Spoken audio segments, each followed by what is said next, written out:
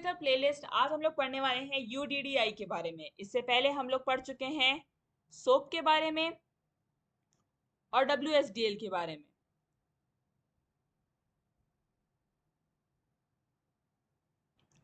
यूडीडीआई stands for universal description discovery and integration.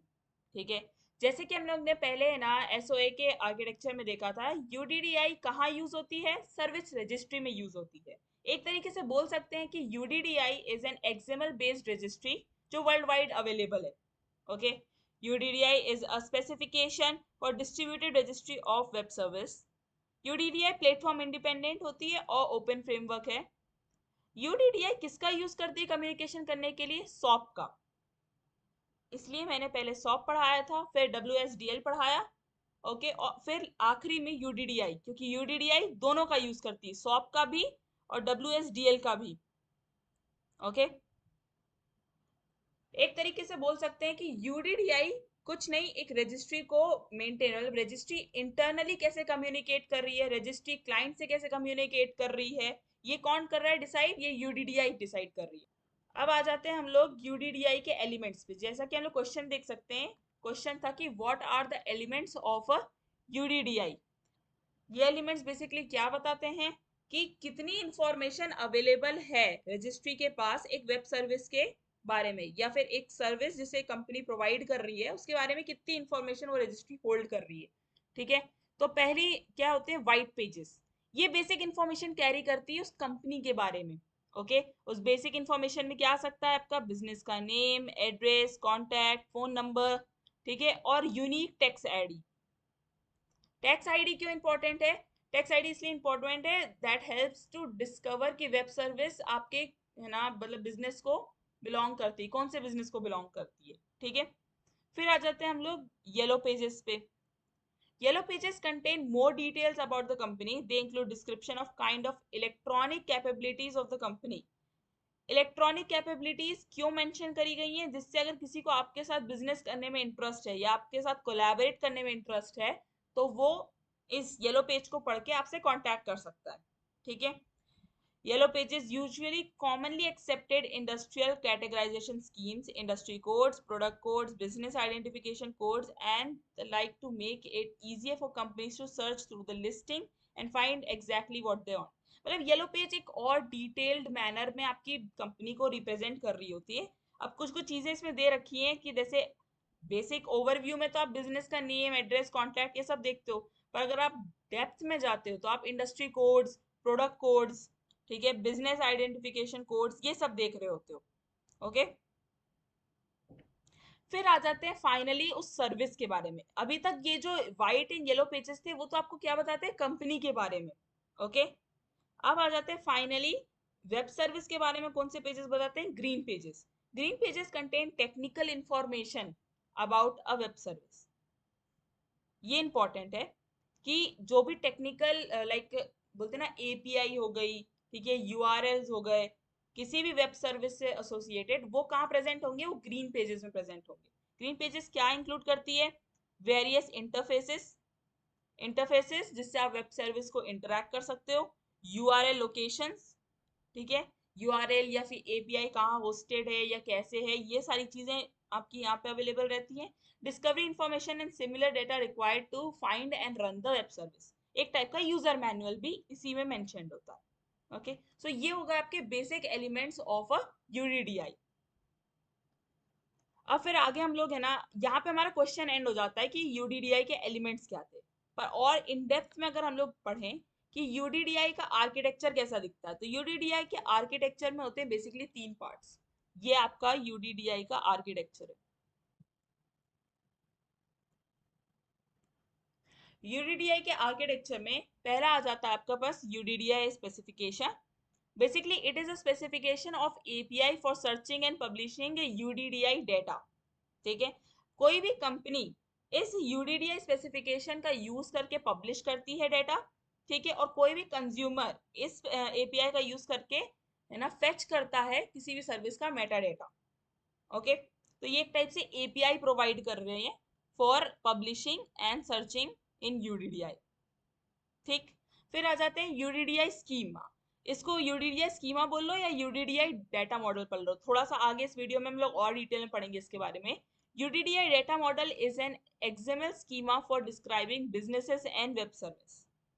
ये basically कुछ नहीं, एक्सएमएल स्कीमा है। अब इसको और डिटेल में अगर पढ़ना चाहे तो इसमें 4 एंटिटी होती हैं जो हम लोग अभी आगे जाके पढ़ते हैं, ठीक है, कि how this whole format is described, ये आपको डेटा मॉडल बताता है। मतलब यूडीडीआई में कोई भी चीज जब कम्युनिकेट हो रही होगी तो किस फॉर्मेट में हो रही होगी, ये डेटा मॉडल बताएगा। जैसे कि हमने WSDL सॉप में देखा था ना कि एक मैसेज फॉर्मेट होता है, वैसे ही यूडीडीआई में भी एक मैसेज फॉर्मेट होता है, और वो कौन बताता है? Data model. फिर आ जाते हैं हम लोग the UDDI business registry, UBR के ऊपर। Also known as public cloud is a conceptually single system built from multiple nodes having their data synchronized through replication। ठीक है, बेसिकली ये है आपकी ओवरऑल रजिस्ट्री, जहाँ पे सारा है ना डिफरेंट वेब सर्विसेज उनके साथ कैसे इंटरेक्ट करना है, ये सारी चीजें इस यूबीआर में है ना स्टोर्ड है आपकी। ठीक है, और ये पब्लिकली एक्सेसिबल है। ओके, तो हम लोग ने 3 पार्ट देख लिए। एक हो गई स्पेसिफिकेशन, यानी वो एपीआई जिसके थ्रू आप है ना सर्च या पब्लिश कर सकते हो यूडीडीआई का डेटा। एक हो गया मैसेज फॉर्मेट, कि आखिर यूडीडीआई में कैसे कम्युनिकेशन होता है, क्या फॉर्मेट फॉलो करा जाता है या क्या स्कीमा फॉलो किया जाता है। और एक हो गया यूबीआर, जो कि बिजनेस रजिस्ट्री है, जिसे हम लोग पब्लिक क्लाउड भी कहते हैं, जिसमें पब्लिकली सारी वेब सर्विसेज अवेलेबल हैं और इंडेक्स की हुई हैं। तो ये हो गया आपका एक बेसिक आर्किटेक्चर ऑफ यूडीडीआई। अब आ जाते हैं हम लोग किसके ऊपर? यूडीडीआई का डेटा मॉडल। वेल, आपको पूरा पढ़ने की तो जरूरत नहीं है, जहां तक आता है कि उसका फॉर्मेट कैसा है, ठीक है, बट आपको 4 बेसिक एंटिटीज पता होनी चाहिए यूडीडीआई में।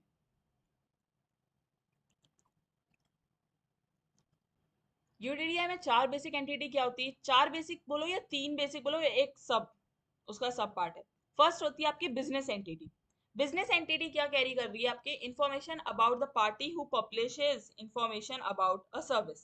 ओके, तो कंपनी के बारे में बिजनेस एंटिटी नाम से एक टैग होता है, क्योंकि ये सब एक्सएमएल फॉर्मेट्स हैं तो इनके टैग्स होते हैं। ठीक है, तो बिजनेस एंटिटी क्या है आपकी? जो कंपनी के बारे में बता रही होगी। Business service, descriptive information about a particular family of technical services.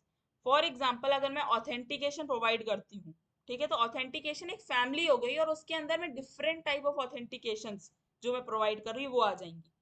ठीक है, मतलब एक फैमिली होती है हर टेक्निकल सर्विस की, वो मेंशन करोगे आप किसके अंदर? बिजनेस सर्विस के अंदर।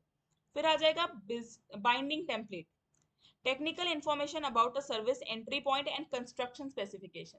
हमने पहले भी देखा था बाइंडिंग कहाँ यूज हुआ था, WSDL में। अगर आपने वीडियोस ना देखी हो तो दोनों है ना वीडियोस के लिंक डिस्क्रिप्शन में आपको मिल जाएंगे।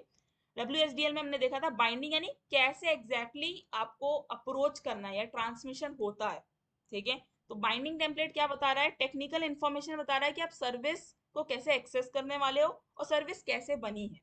ठीक है, एक तरीके से बाइंडिंग टेम्पलेट में रेफरेंस होता है किसका? टी मॉडल्स का।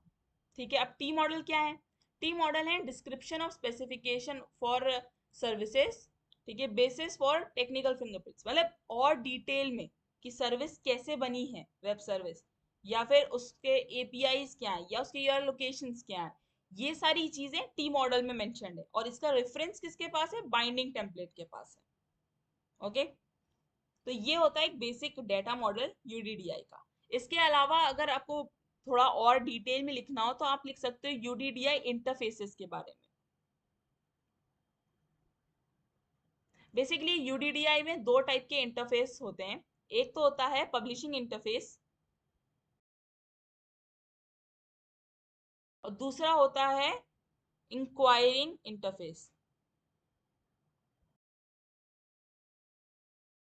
पब्लिशिंग इंटरफेस यूज किया जाता है कंपनीज के द्वारा टू पब्लिश देयर सर्विस, ठीक है, और इंक्वायरिंग इंटरफेस यूज किया जाता है सर्विस कंज्यूमर्स या फिर जिन्हें भी सर्विस चाहिए उनके द्वारा टू गेट द सर्विस। ठीक है, तो ओवरऑल इतना कंटेंट फॉर यूडीडीआई इज सफिशिएंट।